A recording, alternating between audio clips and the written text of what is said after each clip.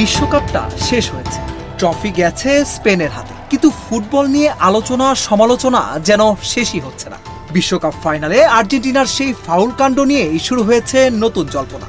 একদিকে স্পেনের খেলোয়াড়রা বিশ্বকাপ জয়ের আনন্দে দৌড়াচ্ছেন, অন্যদিকে মাঠের আরেক প্রান্তে শুরু হয়েছে ধাক্কাধাক্কি, গলা চেপে ধরা, হাতাহাতি।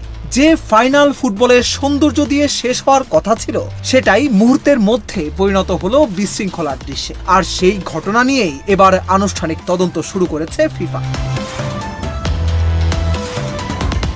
স্পেন অতিরিক্ত সময়ে 1-0 গোলে হারিয়েছে আর্জেন্টিনাকে। ফেরান তোরেসের গোলেই নির্ধারিত হয় বিশ্ব চ্যাম্পিয়ন। কিন্তু ম্যাচ শেষ হতেই উত্তেজনা বিস্ফোরিত হয়। আর্জেন্টিনার মিডফিল্ডার লিয়ান্দ্রো পারেদেস স্পেনের এরিক গার্সিয়ার গলায় হাত তুলেন। এরপর গাভিকে মাটিতে ফেলে দেওয়ার ঘটনাও দেখা যায় ভিডিওতে।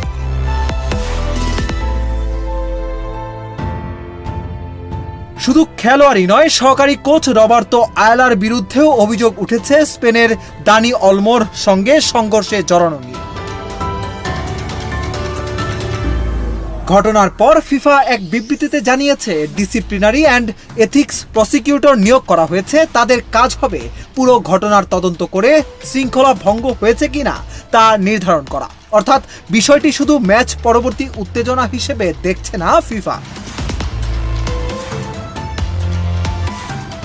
আনুষ্ঠানিক তদন্ত শুরু হওয়ায় সংশ্লিষ্ট খেলোয়াড়দের নিষেধাজ্ঞা, জরিমানা কিংবা আর্জেন্টিনা ফুটবল অ্যাসোসিয়েশনের বিরুদ্ধেও ব্যবস্থা নেওয়ার সম্ভাবনা তৈরি হয়েছে।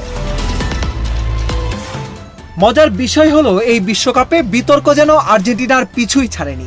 মিশরের বিপক্ষে ভিএআর সিদ্ধান্ত নিয়ে প্রশ্ন উঠেছিল। ইংল্যান্ডকে হারানোর পর ফকল্যান্ডস ব্যানার প্রদর্শনের ঘটনা নিয়েও ব্যাপক সমালোচনার মুখে পড়ে আর্জেন্টিনা।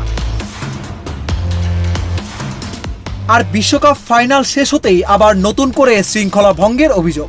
অর্থাৎ ট্রফির লড়াই শেষ হলেও বিতর্ক থেকে যেন বের হতেই পারছে না আর্জেন্টিনা। অন্যদিকে আর্জেন্টিনার কোচ লিওনেল স্কালোনি বলেছেন, জয়ে যেমন উদার হতে হয়, পরাজয়েও তেমন হতে হয়। আমরা হার মেনে নিচ্ছি, কিন্তু মাঠের ভিডিও আর তদন্তের খবর বলছে বিষয়টি এত সহজে শেষ হচ্ছে না।